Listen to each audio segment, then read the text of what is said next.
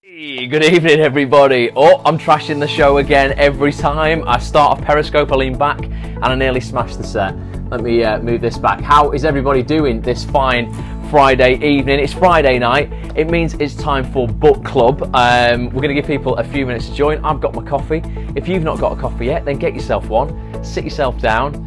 Tuck yourself in, whatever you're doing. It's 10 PM. Who's here? Nancy is here. Nancy's straight in. Good evening, Nancy. I don't recognise your username, Nancy. Maybe you don't join the scopes that often. We've got Cheeky Peeky's here. Charlotte's here.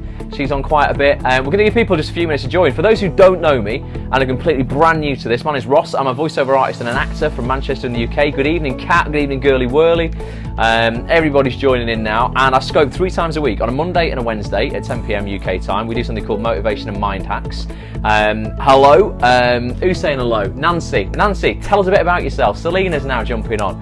And then on a Friday, yeah, I do something called book club, where we look at a book that's really going to help you get further in your life faster. It's going to help you make the rest of your life the best of your life. Hello, Girly Whirly. So this week we're looking at, well, for the whole month of March, we're looking at Michael Port's book. It's called Steal the Show. Michael Port is an ex-actor, I guess. He had quite a lot of success in America. Carl, good evening. He went on to be a public speaker, a really fantastic public speaker, and now he coaches people on public speaking. And his book, Steal the Show, it says it's from speeches to job interviews to deal closing pitches, how to guarantee a standing ovation for all performances in your life. Chattanooga. What? That sounds a long way away, Nancy. Where's that? Let me know where that is. I couldn't. Where is that? That's obviously the States, isn't it? Obviously America. Tony Rossi. Where's he from? He normally joins these scopes. He's somewhere in the States. Well, yeah. Tell us a bit about yourself, Nancy. Good to have you here. Let us know what you've been up to. While we are just waiting for just literally another 60 seconds for people to join, Shariza, good evening. Tell me what's happened this week. Give me one win for today. What have you done today that's like a win for you? Kim, good evening. Let me know. Feeling amazing, says Kat. Received my first agent rejection letter, but it was really nice and pleasant. Excellent. From USA, Nancy, amazing. Good on you for joining us. We're in the UK. Most of the people watching this. So yeah, give me one win for the day. So Kat, that's awesome. So Nancy, a lot of people who watch these scopes are going to be actors because I'm an actor, but what we talk about is relevant for all walks of life. I was just watching the replay of yesterday's blab, Selena. Yeah, so we did a blab I run a mindset program as well for actors called Bulletproof Actor, and those who enrolled on that, we did a blab last night. So blab's similar to Periscope. If you've not checked out blab, go and check it out. It's amazing. It allows 4 people to talk through video connection at once. Not through it yet, but had to make time for book club now. You did, absolutely, Selena. You've got to make time for book club. It's a good one. So last week we looked at one chapter of Michael's book. Obviously there's loads of chapters in here that we can't cover because we're only looking at this for just 4 Fridays for about 25 minutes every Friday night. But we looked at something called the as-if principle last week, which is really kind of, embodying what you want in your life before you get it. Kim was up a snowy mountain today. Amazing, Kim. So acting as if, basically, you've already achieved what you already want. Singer, actor, business, Nerium, anti-aging. Amazing, Nancy. I don't know what that last part is, but yeah, sounds interesting. But yeah, we looked at the as-if principle, which is really kind of, behaving as if you've already got what you want in order to focus on it. And effectively, you just achieve it faster. If you're focusing on what you want, generally, you get it. If you focus on what you don't want, generally you get that. But the as-if principle is really, really powerful. It's going to empower you in situations. So you've already had like a dress rehearsal in your head before you go out and get that thing. I'm actually fine about it. Oh, about the rejection. Well, that's good. I mean, letters from agents, rejection letters from agents are, without a doubt, commonplace in the acting industry, singing as well, whatever industry, I imagine, you are in, any walk of life. But yeah, at least to get a reply is nice that they've acknowledged your application. A lot of times you won't even get that, which is good. Yeah, Kat, exactly, at least they replied. Kim, thanks for the reminder. I'm on aeroplane mode, I'm plugged in. And yeah, I've turned my notifications off, so hopefully we won't get any interruptions. The only thing that could go wrong tonight, guys, is halfway through reading this, the light became dodgy in this room before and decided to just turn itself off. It's a fluorescent office light, and it just decided literally 10 minutes before we came on tonight to turn itself off. I fixed it, but it could go off at any time. Hopefully it won't do whilst I'm reading, otherwise I won't be able to read. But That's exciting, isn't it? We're living on a knife edge. So tonight, because you voted on it last week, we're looking at chapter 8, being in the moment, okay? And it's quite a, well, it's not actually a big chapter at all, it's 7 pages, but I just want to choose about 4 of the 7 pages that I want us to look at tonight. Yeah, I just think, you know, ask yourself as we're going through it, you know, how much of your life do you spend really in the moment? As actors, we talk about being in the moment in a scene, you know, where effectively we're very present. We're giving the other actor opposite us our presence. We're listening to everything that they're saying, as opposed to just waiting for our cue line and jumping in. But in life, how much of life do you think you spend as a percentage? Give me it right now. You spend in the moment, where you're not worrying about yesterday, fearing tomorrow, you know, where you're really present and you're in the moment now. You know, how much of a percentage would you say, ballpark figure, you spend your life in the moment? Let me know before we begin, and then I'll give you some of Michael's awesome tips on how you can be in the moment, how you can utilize that. I am today, strangely, says Kat. It's because you've had a bit of you know, a bit of well, it's engagement in the acting industry, isn't it? Regardless that it was a rejection letter, it's great that you're at least being acknowledged, so that's awesome, Kat. That's really, really good. So I think just a lot of people walk around in daydreams a lot of the time. How many times have kind of, you know, sometimes even had a conversation with somebody, you're not really present, are you? Being in the moment is really, really powerful, and we need to remind ourselves to be in the moment, you know, as often as possible. Michael starts off his chapter, so I'll keep an eye on the comments as we're going through. Michael starts off, he says, listening is a dramatic technique, so all actors will resonate with this. You can use it on a daily basis, but what actors mean by listening is probably different from what ordinary, well, it says what you're familiar with, but you know, he's talking about people who aren't in the acting industry. I don't want to use the word ordinary because it doesn't mean we're extraordinary because we're actors. That's nonsense. But he's written this book for non-actors. He says listening is about fully inhabiting the moment with others, rehearsed and prepared cast members, so that they respond to the scene with choices that are authentic, fresh, and consistent.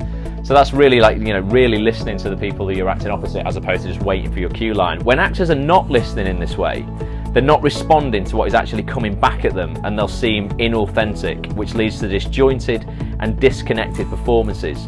Listening is about bringing all your skills to the performance. Rehearsal prepares you for the performance. If you're prepared during your performance, you'll be able to listen to what is actually happening around you. It helps you stay in the moment. What you do when you're on live is what people will remember, and listening is a powerful component of live performance. We like to think we listen to what others are saying, but I'm not sure we listen as well as we think we do. Have you had a conversation where mentally you've already written your script and are running through it in your mind while the other person is talking?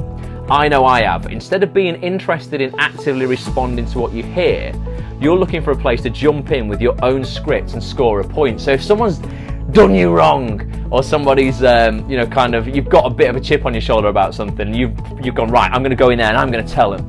How many of you have pre-rehearsed almost what you're going to say, and you go in and regardless of what they respond with, you've got your little script in your mind and you're like, right, I'm just going to give you this anyway. So you're not actually in the moment, you're not listening, you're just going in to deliver what you've got to say. Give me some hearts if you resonate with that. Miranda, good evening. Miranda's here. I know I've kind of done that, definitely, where I'm like, right, I've got this to say, and regardless of what argument you come back with, I'm just going to tell you this is how I feel. I dumped someone by script once on voicemail. Amazing, that's crazy. Mary, good evening. Mary's here as well. Miranda's here as well. Awesome. That's crazy. Yeah, dumping people by script is that's a first. I've never really heard of that one before. So he says, yeah, instead of being interested in actively responding to what you hear, you're looking for a place to jump in with your own script and score a point. But by owning my acting skills over the years, I've improved my ability to truly listen to what is being said, not just to understand, but to feel what's being said. Listening is one of the most underappreciated tools in the performer's toolbox. Great actors don't manufacture emotion. They get angry, they get sad, or they get joyful in response to what they hear. So, you know, you will have felt scenes where you're going, God, I was really in it there. And equally, you will have felt scenes where you're like, I wasn't in it there. Who's experienced that? Where you're like, you know what? God, that felt so authentic and so real. I was really pissed off, or I was really crying there, or I was really happy there. In some scenes you'll be like, oh God, it was just like, you know, the audience might have just bought it, but I wasn't really feeling it. Acting is reacting, says Mary. Absolutely. Well, Cicely Berry, who's an awesome voice coach, she's written loads of books, but Cicely Berry, she's the Royal Shakespeare Company like voice coach, and she wrote a book called Voice and the Actor. She says, it's a bit sexist this, she says, what we got here, in his relationship, that's why it's sexist, with the other characters, the actor must give himself up wholly to listening so that what they say can affect him. It's only being this open that the voice will respond freshly and that it will be surprising. It can then take the actor himself or herself by surprise. So sometimes you might have been surprised by the response you've given out as well. You might have rehearsed 100 times and then an actor gives you a line on stage or on a set in the moment, and it truly takes you by surprise, and you're almost surprised by your reaction because it feels different to the 100 times you've rehearsed it. It's real because you're listening to what's coming at you. You're not just waiting for your cue line. So Michael says there are 4 ways the most connected people actively listen, and there's these 4 ways. We're only going to look at 2 of them, probably, maybe 3 if we've got time. But thorough preparation, okay, we all know how important preparing the script is. The more you can be prepared, the more you can play with it. And you're not just going to be paranoid about forgetting your lines, okay? Being present, okay? This is sounding very Meisner, says Mary. Meisner's not really something that I've really, one of the practitioners I've ever really kind of looked at, Mary, to be honest. I need to kind of learn a bit more. Anthony Mindel talks quite a lot about Meisner in some of his stuff and his classes and stuff online. And so does Dee Cannon as well in her book In-Depth Acting, which is a great book. But yeah, check it out. But he says, yeah, by being present, presence is the greatest gift you can give to anybody. People say to me, obviously, you know, kind of, they think time is the greatest gift you can give to somebody. And I say this all the time, it's not. Okay, I could say, yeah, okay, Mary, I'm going to come and have a coffee with you, that's absolutely fine. But if I'm not present, and I'm constantly looking at my watch, or I'm looking at my iPad, or I'm checking emails, or I'm thinking, oh God, I've got a meeting after this, I might as well not be with you. So my time is not my most precious gift. My presence is my most precious gift that I can give to anybody. And just ask yourself, you know, how present do you think you are on a daily basis? Or are you away worrying about the future or, you know, regretting what you did yesterday? Thirdly, by paying attention with all their senses. So listening, okay, who thinks listening? Who thinks you can only listen with ease? You know, technically, maybe that's the definition of it, but you can listen with all your senses. You know, that's what they're there for. It's not just hearing things, okay? And fourth, he says, by viewing themselves in the third person. And this is something called aesthetic awareness that I will cover tonight, actually, because it's interesting. You will have all experienced auditions, give me some artists if you have, where you go in and you come out and you go, oh my God, I don't even know what happened there. I can't even remember, that all went so quick, I can't even remember what I did. I don't, you know, it might have gone all right, but I don't even know how that went. Okay, that's something called aesthetic awareness that we're going to look at, because it's really, really powerful as an actor and anything in life. You know, you could go on a date with somebody, leave and go, oh God, I don't know if they like me, I don't know how I came across, I have no idea.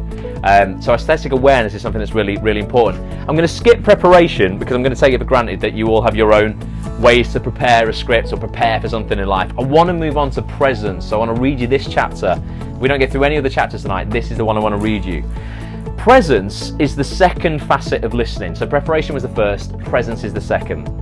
In the midst of a performance, whether you're sharing or alone in the spotlight, presence is about using the power of silence and pauses to stay rooted in the moment as it occurs. Who's seen a speaker on stage hold an audience's attention so incredibly well when they're not even saying anything? You can hear a pin drop in the room and they're just stood there and they'll pause between sentences. So they're waiting for what they've just said to sink in before they move on to the next thing. It's really, really powerful. Silence can be just as powerful as you know, speaking and hearing things. When you're not speaking, you want to really concentrate and hear what's being said, as opposed to quickly jumping ahead to your next response. Okay, this habit requires its own level of persistent practice to tune in, using your senses to slow down and absorb the verbal and non-verbal language of your counterparts. Remember, we did a scope last week, we said 55% of communication is non-verbal. Tony Ross is in the house. You've missed quite a bit, Tony, but don't worry, you'll catch up, mate. So yeah, 55% of communication is non-verbal, okay? So you don't just have to listen with your ears, you need to listen with your eyes, look at what people are doing as well. That's what I like about Kevin Spacey in House of Cards. He does this really well. Yeah, absolutely, definitely. I think who did a scene? There's a few actors in Downton Abbey that are very, very good at doing very little. Yet by doing very little, they do, they do so much. Hugh Bonneville is great to watch. Does very, very little. Dame Maggie Smith does very, very little, but are captivating within their silence. So he says you'll never have a particular moment again. Write this down. This is really, really powerful. You'll never have a particular moment again. So it's worth the investment to fully experience it in real time. Tony, you'll love that. Tony loves stuff like this. You'll never have a particular moment again. This happening right now. You will never have this moment again. Okay, so it's worth the investment to fully experience it in real time. Okay, so you've got to be present. You've got to listen. Presence helps make you a whole brain listener. So good, says Selena. I like it, Selena, as well. So presence makes you a whole brain listener. You're listening with your whole brain, okay, with greater empathy and engagement. Improving presence improves individual communication. So the more present you are, the better you're going to be at communicating. The auditory neuroscientist Seth Harowitz obviously studies the ears a lot. Silence has a myriad of meanings. In theatre, silence is an absence of words, not meaning. Who's been really pissed off, right, in rehearsal, where you're given a dramatic pause and the person opposite you takes it that you've forgotten your lines? That's a classic. Well, you have to do it really, really politically correct as well, and go, yeah, mate, just give me a little bit of time there. I promise you, I won't forget. I've not forgotten my line. I'm just kind of soaking it in a little bit. It's happened a couple of times at the drama school. I was like, I haven't forgotten. I'm just sort of like, I'm just listening to the silence for a second. So the auditory neuroscientist, yeah, this chap called Seth Harowitz, author of The Universal Sense, How Hearing Shapes the Mind, wrote in the New York Times, listening is a skill that we're in danger of losing. Give me some hearts if you agree with this, okay? Because we're in a world of digital distraction, quite ironic, we're on a scope. Digital distraction and information overload. Loads of hearts are coming through. And yet we dare not lose it, okay? Because listening tunes our brains to the patterns of our environment faster than any other sense, and paying attention to the non-visual parts of our world feeds into everything from our intellectual sharpness to our dance skills. It's like dancing if you can't hear music. You just can't dance, if you can't hear the beat. Who's been on a TV set where they've gone, right, this is a dance, this is a dancing scene, and they give you like 2 seconds of the music, and then they expect you to carry on dancing to the music that isn't there because they can't have the music playing for post-production, and then they put it back in post, and you watch and you go, God, we're all out of time, because unless you're hearing it, you can't dance because the music isn't there. Okay, so you've got to, you've got to listen in life, not just in order to dance the dance of life. Fortunately, you can train your listening. I think listening is probably the only sense we have that you can actively train. Eyes, you can't really make your vision better without glasses. It's not something I can practice looking at something. I'm just going to practice looking at this now, and I'm going to get better at it. Listening is very different. You can practice listening, and for those who meditate, and if you're into meditation, I promise you, over the next 3 or 4 years, guys, meditation is going to become like the next big thing, right? It already is, but it's going to blow up. It's going to become so mainstream. The deaf woman in Children of a Lesser God danced beautifully. I've not seen it, Mary. Oh, no way. Selena says it's the shit. She means it's great. That means that's street talk, urban talk, because Selena's very urban, for that's very good. Cheers for sharing, Tony. So yeah, meditation is going to be massive, guys. Like in 3 or 4 years' time, I promise you, there'll be meditation centers all around the country. It's going to be something that we go and do and hang out, meditating together. I just know it is. Had to dance for ages in Ray Winston's Ashes, no music, and not even offered a bottle of water. Didn't know that. Well, there we go. Amazing. Maybe she's got a different rhythm, an internal rhythm that she dances to. But yeah, I think your ears are something that you can train. You can become a better listener by taking in the world. The first time I meditated, they were like, right, you're going to hear things you just don't hear every day, in terms of, not that I'm going mental, but you know, I'd be sat at home in my office here, and there's loads of trees outside. There's a window just behind the camera here, loads of trees outside. I'd be sat here all day and I wouldn't hear a bird tweet. You know, and I would hear tweet on Twitter, but until I actually listened, you know, I went into the room next door and I just stopped what I was doing and became present. Then I could hear the birds, I could hear the wind through the trees, I could hear lots of stuff outside that just passed me by through the day, because I wasn't ever present. I was constantly just on the computer in my own world, you know, playing Spotify, music in the background, that kind of thing. We miss out on a lot if we don't truly listen. So Michael says, fortunately, you can train your listening. Yeah, it's a skill like any other. If you focus on improvement, that is, you've got to focus on improvement. Train yourself when listening to clear your mind of anything other than what is being said to you.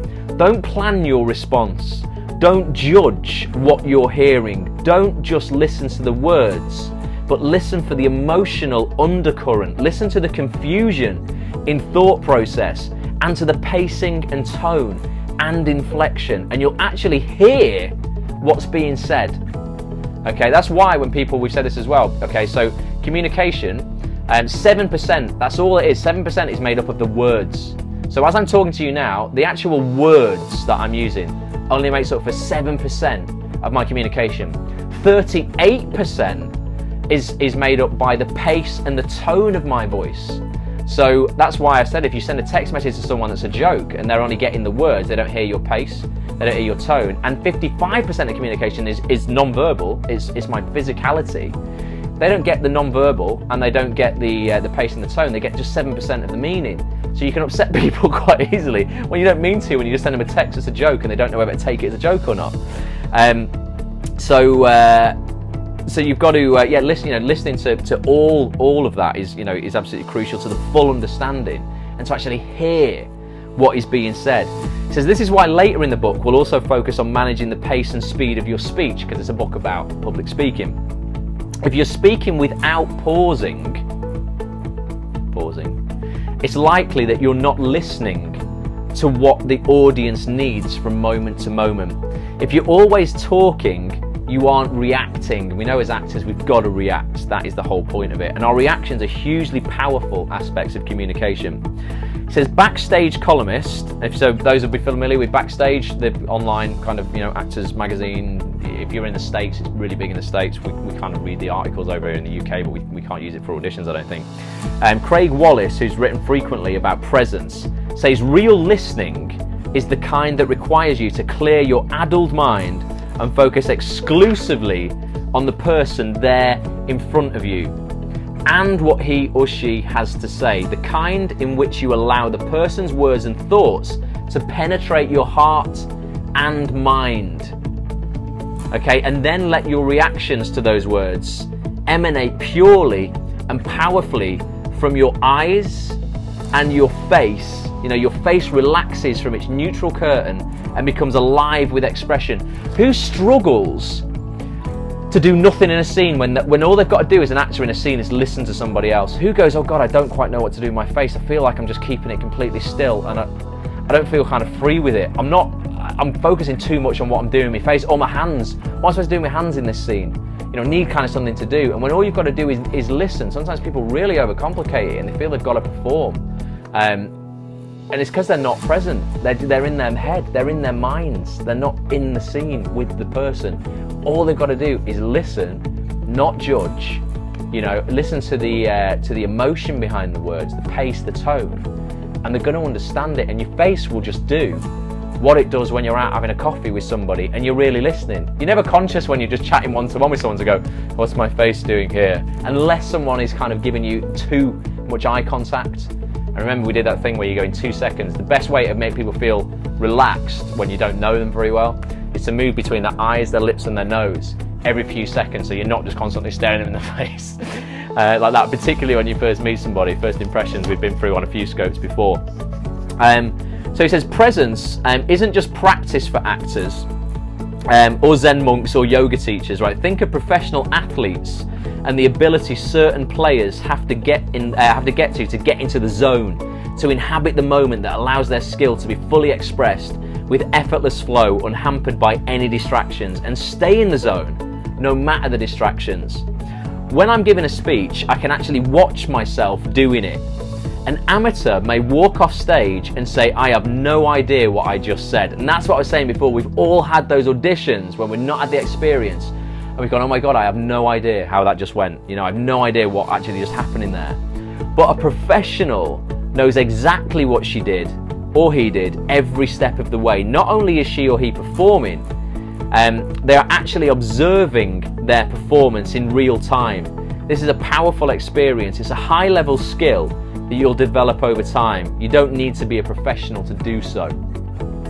So I think that's quite an interesting one, because it's quite contradictory, isn't it? Going, I've got to be in it, but I've also kind of got to be observing it as well, to know what I do, to be present.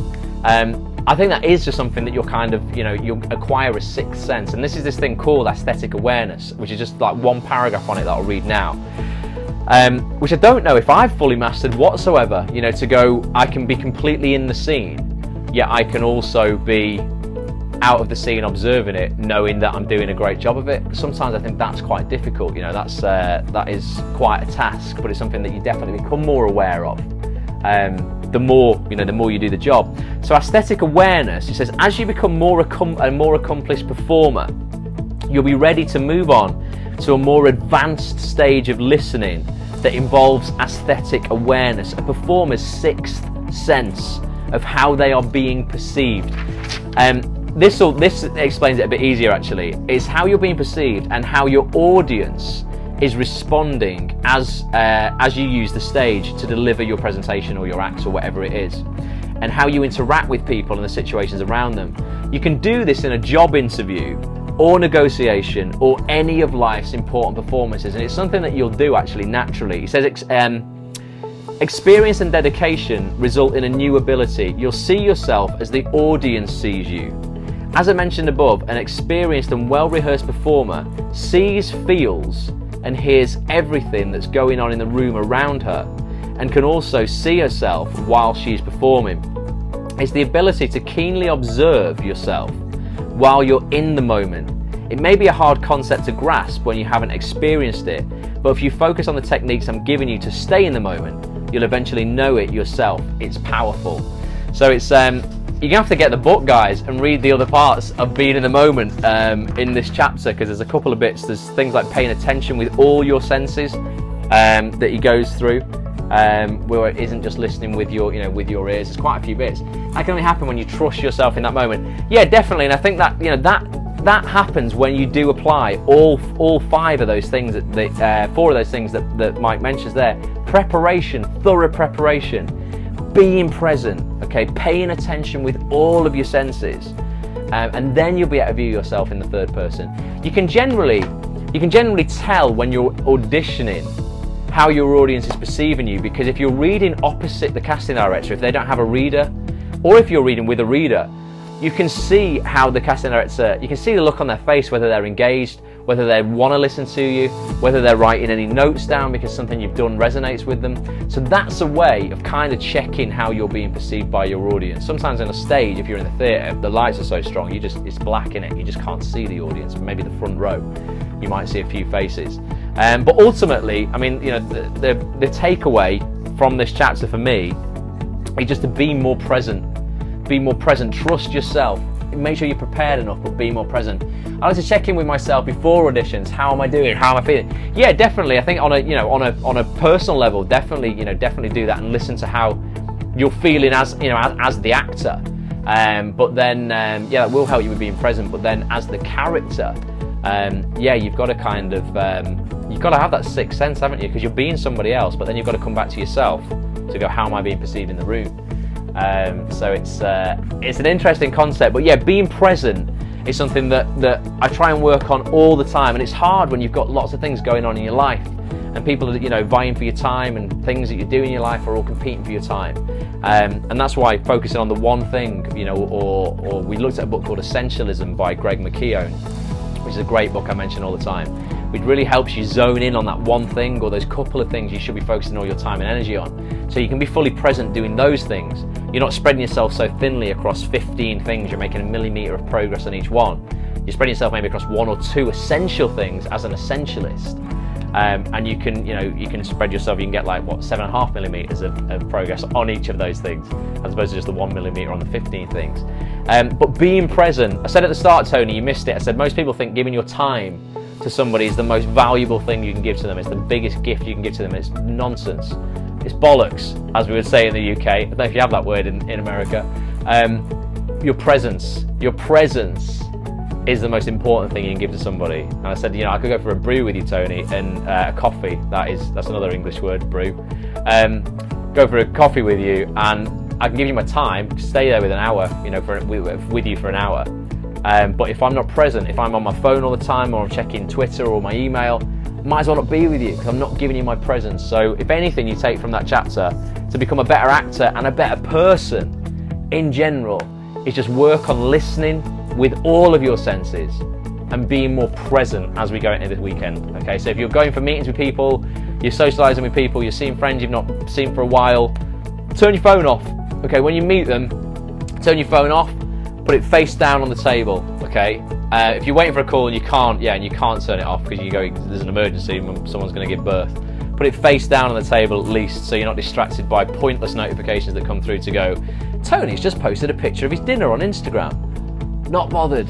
Be present with the person that's in front of you. Not that you do that, Tony. I've not got you on Instagram. I don't think you do that. But yeah, put your phone face down the table, look them in the eyes, and just be there with them, because experiences are what you're going to get more out of in life than material things like your phone or your iPad or whatever on the table. I promise you, when you're on your deathbed, you're not going to be going, go and get me my iPhone, I just want to check Instagram one more time. You're going to go and get me the people who I love and I care about, because I want to see them and look them in the eyes one last time and be present with them. My dinner pictures are beautiful, says Tony. Amazing. Well, I'll check them out, buddy. If you're on Instagram, I'll check it out, and I will like every dinner picture that you put on there. So let me know what you're doing this weekend. How can you be more present moving in? How can you maybe develop the aesthetic awareness, when you're in situations? I think really the way you do that in everyday life is definitely just, you can see people's reactions, see whether they're engaged. When someone's talking to you as well, look at their non-verbal communication. Look at which way their feet are pointing. If their feet are pointing towards you, they want to stay and talk to you. If their feet are pointing towards the door, it's a great non-verbal sign that not a lot of people are aware of. That means actually you're not compelling, and you need to either up your game or they're going to leave. Particularly, Tony, if you're going on a date, we've got to get Tony a girlfriend by the end of the summer via these Periscopes. That'd be amazing, wouldn't it, Tony? Sort that out for you. So yeah, look at how you're being perceived non-verbally, because that's 55% of people's communication. So it's a really, it's a giveaway effectively that a lot of people don't focus on, because they think it's all to do with the words. But yeah, let me know what you're doing this weekend. I've got a networking meeting tomorrow. If people are in Manchester in the UK, Tony, fly over. Nancy, if you're still on, fly over. Only take you 12 hours or whatever. We've got a networking meeting at Home Theatre in Manchester tomorrow morning, 10:30 a.m. till 1. Full credit Tony will give me for any future dates. Excellent. Can we arrange another one soon? Yeah, we're going to do them once a month. Warren's here. Good evening, Warren. Yeah, we're going to do them once a month. The networking meetups in Manchester. I'm going to aim to do some in London as well. They'll fall on a Saturday. We've got a great base in Manchester at Home Theatre, beautiful theatre space. Got an awesome cafe and bar area, lovely coffee, great cake and food, and it's dead informal. We just go and take over a corner of Home, and then we coffee and acting chat and everything really. It's really cool, but it's nice to meet people in the flesh, innit? Press the flesh, as opposed to just seeing people on social media. And in the Facebook group. If you're not part of the Facebook group, do come and join though. Facebook.com/groups/ActOnThisTV. Just thought I would check in, but we'll watch the catch up. No problem, Warren. That's fine, buddy. But yeah, and there's also got, for those who are interested in the mindset stuff, if you go to Facebook.com/groups/Bulletproof Actor, come and join the Facebook group for Bulletproof Actor as well. But come and join the meetup if you're going to, want to see you in person. That would be awesome, and we will, because I know Warren's down south, Selena's down south. In London, we will sort out some London ones soon as well. It gives me an excuse to go to the Big Smoke and experience London. I quite enjoy it for a couple of days at a time. I couldn't live there, I don't think. Way too fast-paced a life for me. Ross, I did a follow-up call today. and she was horrible. Who was? Who you did a follow-up call with? And what, with an agent? Name and shame. Name and shame, the horrible agent. They shouldn't be horrible. If you just ring it to go, oh hi, I won't take up much of your time. 10 seconds in fact. I've just sent you a copy of my CV and my show reel. Did you just checking that you got it?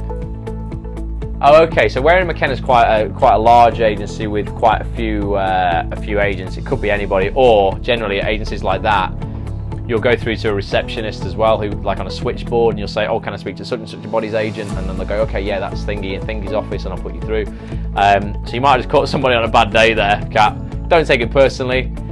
Project positivity onto them. Remember, yeah, you've got to aim high, definitely. You know, go for agencies like that without a doubt. You know, apply to the Uniteds, to the Independents, to the Troikas.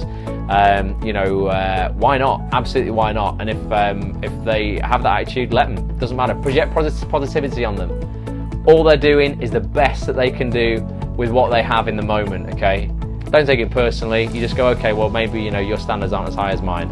I wouldn't talk to somebody like that. You obviously can, because you're not in a great place. They're horrible, they're not for you. They could be great for someone else. Find your best fit. Exactly, and what works for one actor, I promise you, okay, Curtis Brown, amazing agency, a lot of agents in it though. And I know 2 actors, one is flying with that agency, one isn't getting very much, well, hardly anything to be honest. And yet it's a fantastic agency on paper. But, you know, for one actor it might not work, for another actor it will, so don't always think just because it's working for somebody who you know that it will work for you. You've got to go meet with these agents, talk to them. If you can get in there and have a coffee with them for half an hour, you know, poke them about a bit, you know, and ask questions. It's got to be a great partnership. You've got to feel safe there. If she's more like, oh, an actor again on the phone chasing her, it's probably just overworked. It will have just been probably someone on the switchboard, Kat, who's just overworked, getting peppered with calls, stretched, and is like, right, this isn't you know important in my eyes. You know, I'm talking to casting directors who are giving the people who are on the books money, and I'm fielding all these calls. Don't take it personally. Like I say, you know, project positivity on all these people who don't meet your standards. They're just doing the best they can do with what they've got in that moment. Sasha, good evening. Good to see you. But I'm an important lot. Yeah. Well, you are, and you've got to believe that. Don't have a limiting belief that you're not as important as anybody else. The fact that you took action on yourself and career is a win. It is, Tony. I like the cut of your jib, Tony. Exactly. It's like a man after my own heart there, definitely. Little late tonight, Sasha. Don't worry about it. You can catch up on the replay. We've been talking about being in the moment and being present, Sasha, and how important it is to just be present in life, not just as an actor in a scene, but in life with the people around you and the relationships you've got and in the industry, and just you know, as often as you can be present. Don't just be there and not be there, you know what I mean? Physically you're there, but mentally you're not there. But yeah, keep going, Kat, keep going, definitely, and you have absolutely every right to phone whoever you want in this industry and just ask politely. You know, you're just a human being and so are they. It's far too easy to think far ahead and worry yourself. It is, Sasha, it absolutely is. Or be stuck in the past as well, you know, so you can either fear the future and be stuck in the past. You're not fully present, you're not here, and you're not enjoying yourself. Well, that's like 1 in 30. I'm on 1. Well, there you go. It's another 29. Another 29 to go. But without a doubt, yeah, keep going. You know, you don't get anything without taking risk. I put a quote out today that I love, which was by a guy called Peter Drucker, awesome coach, and he said, you know, I read it on the scope I did on risks last week, and he says on average, you know, most people who don't take risks make about 2 big mistakes a year.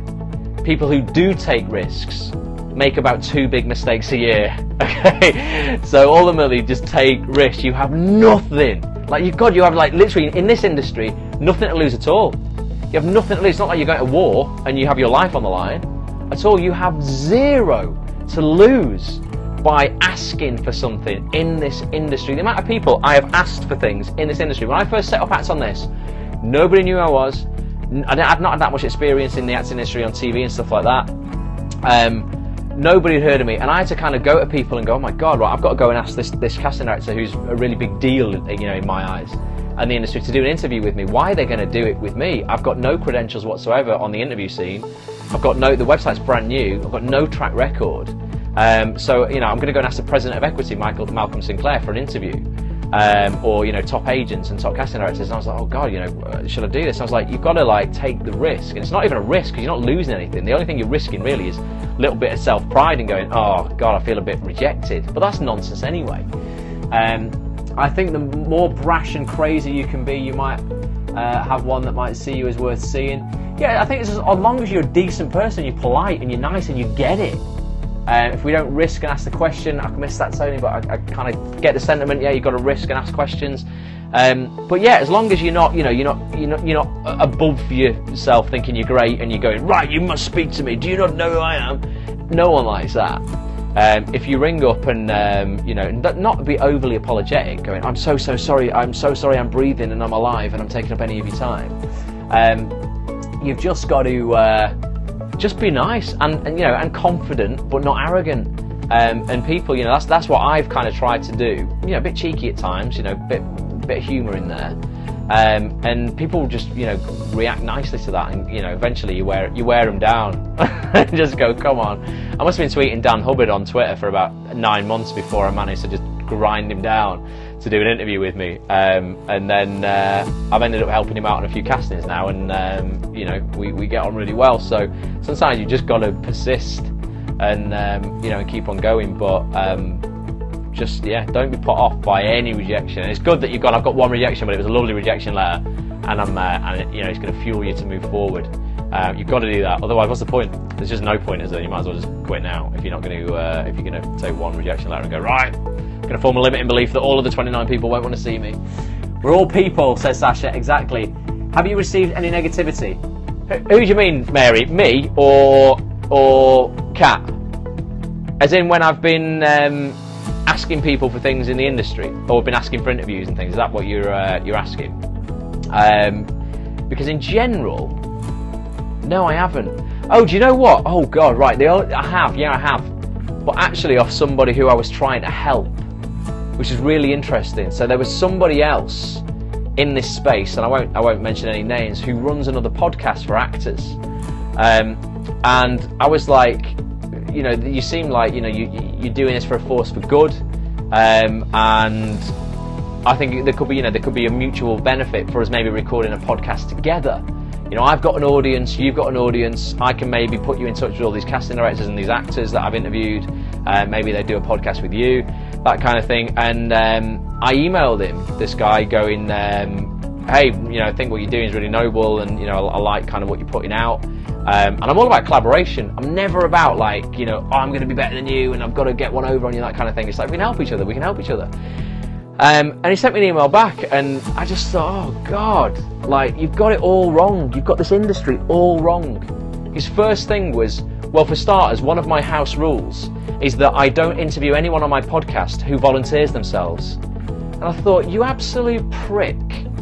Why would when someone's reaching out to you to ask, to go, hey, we've got a hookup here and this could be mutually beneficial and I can help you, would you basically instantly say that? And then he also said, oh, and also I'm oversubscribed with white Caucasian males.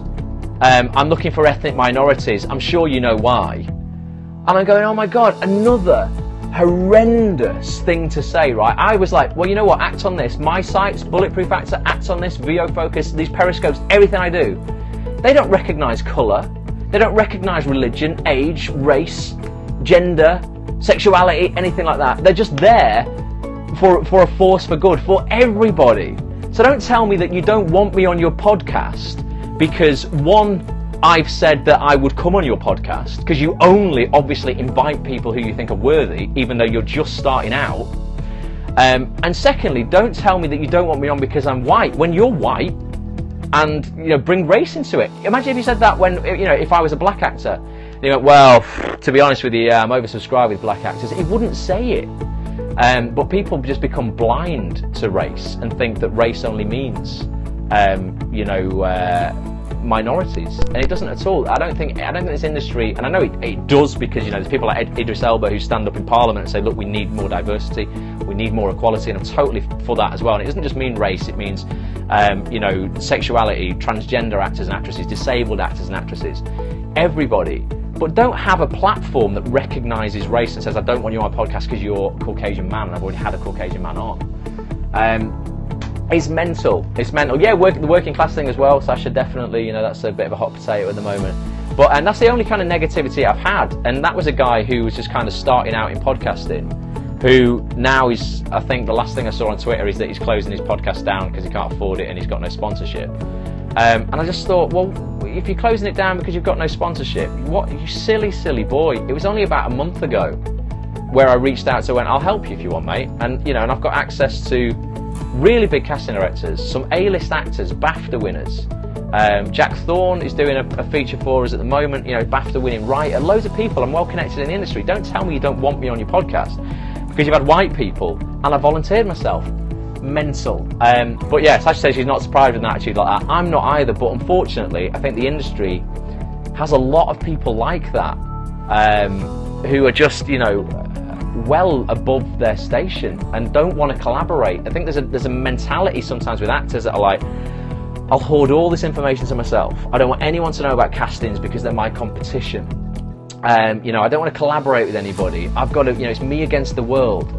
That Facebook group that I talk about sometimes, God, I went on there today just to see what was going on. And again, negative post after negative post after negative post. Someone, an admin of that group today, put a picture of a chalkboard on that was from a casting director's office in America.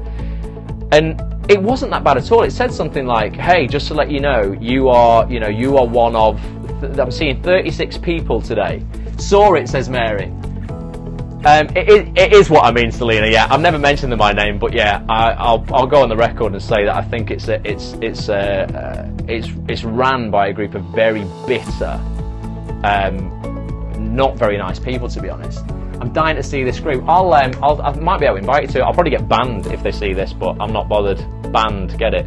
And it said on this board, it said, you are one of 36 people I am seeing today. You know, something about, you know, we had 600 applications. So please do yourself a favour, be prepared, be this, be that, or be the other. And I thought, well, it's a fair point, and it's going to, if anything, you're going to be, you know, you look at that and go, wow, you know what, you've seen 600 applications and I'm one of 36 people you've seen. I think it's there to really kind of make you present, like we talk about today, give you that presence in the casting room to go, right, I'm here, I'm worthy, and I can do this. They see me for a reason because they think I can do it. This actress on there, oh, look at this, it's so condescending, oh, it's so patronising, all this kind of stuff. I'm like, you know, if you obviously are a cause looking for a fight, and everything that you see in the industry, you're looking for how you can pick holes in it, because you've got nothing better to do. If you spent as much time working on yourself as you do on slagging off the industry, you would do so much better. The ones who help others with no expectation of return often make more progress regardless. They do, Tony, totally. Plus it feels good, he says. Completely agree. Honestly, I think they're all bored on there and really bitter. They are. They really are. It should be called FAN, the Failed Actors Network. I'm definitely going to get banned now. But I don't care. Honestly, I literally just, all I see on there is bitterness to the core. And it doesn't mean every group member is bitter there. I'm talking about the people who run the group. The people who are part of the group, I'm sure there's a lot of nice folk on there. But the people who run it, I'm just like, guys, all you do is, you're like a lynch mob. You're out to just slay anyone in the industry who isn't offering over equity pay or is expecting any actor to go out of their way to get a job. You know, you're treating yourselves. You're basically saying, us actors, oh God, we're such a rare breed of people. We're so amazing. Look at us. We've chosen to do this really noble job. Bullshit. I would treat people in the armed forces like that because you're giving up your life for my freedom, effectively, right? Actors aren't doing that. Hey, let's not give them any more of our time. We have our own positive family here. Exactly. I agree, Warren. Definitely. But you know, as actors, we're not special, guys. We get to do a job, and I mean that we get to do a job. We don't have to do a job. Okay, we get to do this job, and it's a privilege to be able to do this job. So love a good old Ross Grant rant, says Sam. I do get. Oh, getting all red in the face. Just feel really passionately about it because I'm sick of seeing actors playing the woe me card. Oh, I've got no money. Oh, I can't do this. Oh, you know, oh God, like, you've got as much chance as anybody else if you actually put your mind to it, stop complaining and work. Good things come to those who wait. No, good things come to those who work their ass off daily. Simple as that. I can see the passion, says Sasha. It's just something like, you know, I am passionate about. That's why I do all this stuff, you know, all these scopes and things like that, because I just want to kind of, you know, improve people's perceptions in this industry. Oh, I missed that cat. Totally know what you're going on about, says Sam. Miranda's back again. Maybe he got kicked out, Miranda. But yeah, ultimately, guys, from tonight, forget all that stuff about that group. Just be present. Be present moving into the weekend. Big Magic by Elizabeth Gilbert talks about this. Great read. I'll get it on the list, Tony. We'll get that on a list for book club, definitely. I'll sort that out. Big Magic. I'll remember that. So guys, have an amazing weekend. Go and be present with the people that you're with your family, your friends, work colleagues, whatever. Be in the moment and don't worry about yesterday and fear the future. So if it wasn't for this, I'll be sitting on my bum waiting for show reels to be finished. Exactly, Kat. But now you're taking action, which is amazing. Have a good weekend. Have a lovely weekend, everybody. And Selena says, thumbs up, Sasha. Definitely. And yeah, let's continue this movement, guys, of people who get shit done. You have a great weekend as well, Warren. Definitely part of the Facebook group. I need you guys to submit questions for Jack Thorne, by the way. BAFTA winning writer Jack Thorne. Go to actonthis.tv, look in the blog section, and I want you to log in and leave a question for Jack. Jack wants to do a written interview for us, and he's a writer, obviously, so he wants to do a written one. I'm going to choose 10 questions, but I want them to be great questions, not just general questions. Jack is a BAFTA winning writer, wrote things like This Is England, wrote a really great drama I had the privilege of being in called Don't Take My Baby last year. He won a BAFTA for The Fades. The guy's flying, wrote some awesome theatre as well.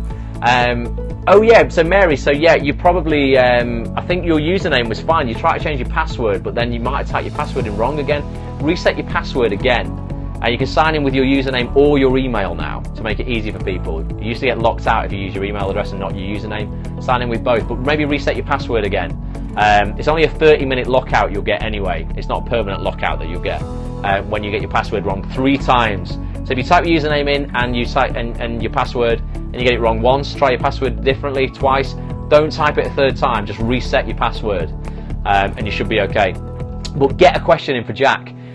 He sits in on all the castings. He's obviously a fantastic writer. He works with Shane Meadows, who we also want to get on for an interview. Write some interesting questions, guys. And really, I need you to impress him effectively, because then I want to go, Jack, that was so great. You did a really great, written interview with us. Any chance? Because what I always do, I always ask for favours. Whoever I interview has to give me someone else to interview next.